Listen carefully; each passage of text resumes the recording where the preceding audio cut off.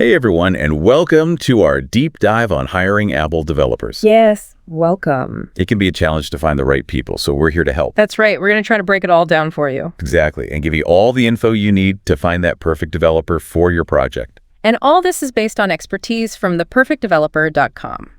Yeah, they're a great resource for this kind of thing. So if you want to jump right in and get started right now, head over to theperfectdeveloper.com. Yeah, and try the 5 questions. It's a super fast way to figure out what kind of developer you need. Whether you need a freelancer or an agency or a full-timer, theperfectdeveloper.com can help you find them. Okay, so let's unpack this whole thing.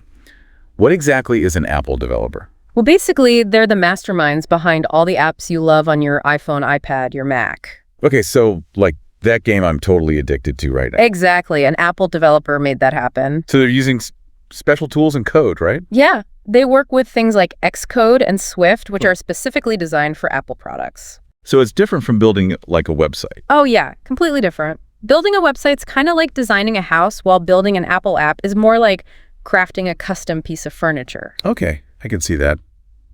Both take skill, but it's a whole different set of tools and a different final product. Right on. So when you're hiring an Apple developer, you need someone who really understands that whole Apple ecosystem.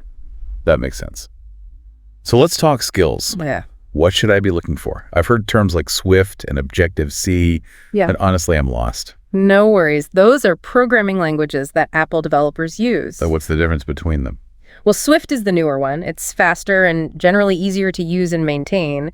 Think of it as the sleek, modern sports car of Apple development. Okay, and Objective-C. That's the reliable vintage model. Still gets the job done, especially for older apps. Gotcha. So if I'm building a brand new app, Swift is the way to go. Most likely. But if you're working with a legacy app, you might need someone who knows Objective-C. Makes sense.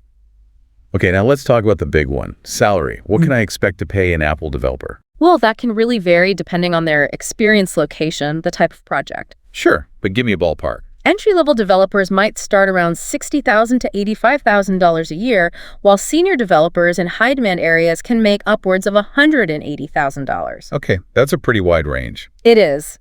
But the cool thing is, theperfectdeveloper.com actually uses AI to analyze all this data and give you a really accurate salary estimate for your specific needs. Oh, wow. So they factor in things like the skills I need, the developer's experience, and my location. Exactly. So you're not just guessing, you're getting real data to work with. That's super helpful.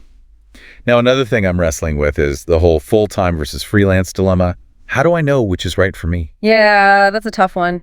If you need someone dedicated long-term and really integrated into your company culture, then full-time is the way to go. But if I'm on a tighter budget or it's a shorter project? Then a freelancer might be a better fit. They can bring specialized skills without the long-term commitment. Okay, and what about outsourcing to an agency? That's another option if you need a wider talent pool or very specific expertise.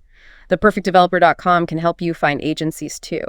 So it really comes down to finding the best fit for my specific needs. Exactly. That's what's so great about theperfectdeveloper.com. They help you figure out what you need and connect you with the right resources. This is all super helpful. I feel like I'm starting to get a handle on this. Now, how do I actually find these developers? Where do they hang out online? Great question, and that's exactly what we're going to cover after a quick break. Awesome. So stay tuned. We'll be right back with more tips on hiring Apple developers.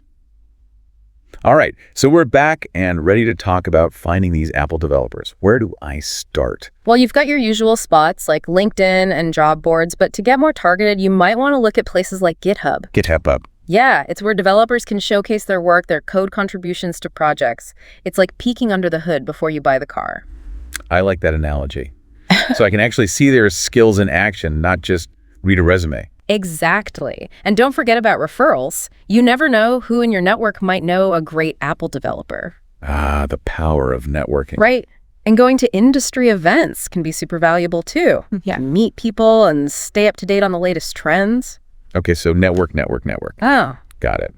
Now, let's say I've got a stack of applications.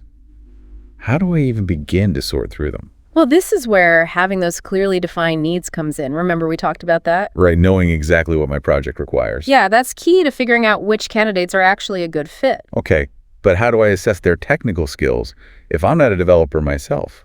You can start by looking at their resume and portfolio. See if they have experience with the technologies you need. But I'm not really going to know what I'm looking for. Well, you can always ask someone for help. Or even better, use theperfectdeveloper.com.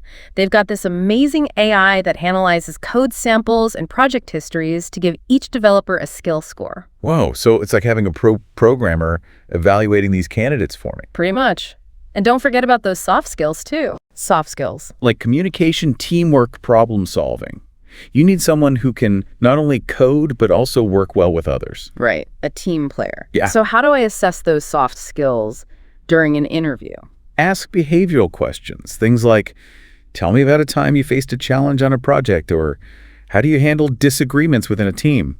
Okay, so I can get a sense of how they've handled real-life situations. Exactly. And once you've found someone you like, comes the salary negotiation. Yeah, that's always a bit nerve-wracking. It can be. All right. But remember, theperfectdeveloper.com can give you those data-driven salary insights so you can negotiate confidently and fairly. Okay, that takes some of the pressure off. Yeah. So I've made the hire, everyone's happy. What's next? Onboarding. Make sure your new developer has everything they need to succeed. We'll talk about that more right after this. Awesome. So stay tuned for all the onboarding essentials. Yeah.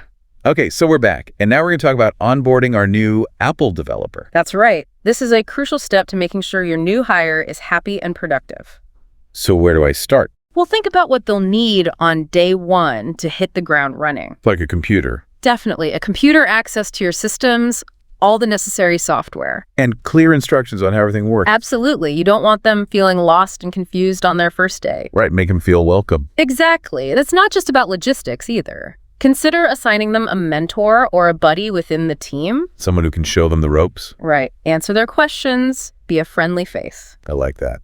What else? It's also important to set clear expectations and goals from the very beginning. So they know what they're supposed to be doing. Yeah. Make sure they understand their role, their responsibilities, how their performance will be measured. So no surprises down the line. Exactly. And don't forget about ongoing support. Even experienced developers need guidance, especially in a new environment. So regular check-ins, feedback, that kind of thing. Yeah. And here's where theperfectdeveloper.com really shines. They offer resources and support for both you and your new hire, even after the hiring process is done. So they're there every step of the way. Exactly. They're invested in making sure this partnership is a success. This has been incredibly helpful. I feel much more confident about hiring an Apple developer now. I'm glad to hear that. Remember, define your needs, use the resources available to you, and don't be afraid to ask for help. And, of course, check out theperfectdeveloper.com. They can make this whole process so much easier. Absolutely. They've got everything you need to find and hire the perfect developer for your project. So if you're ready to get started, head over to theperfectdeveloper.com and try the 5 questions.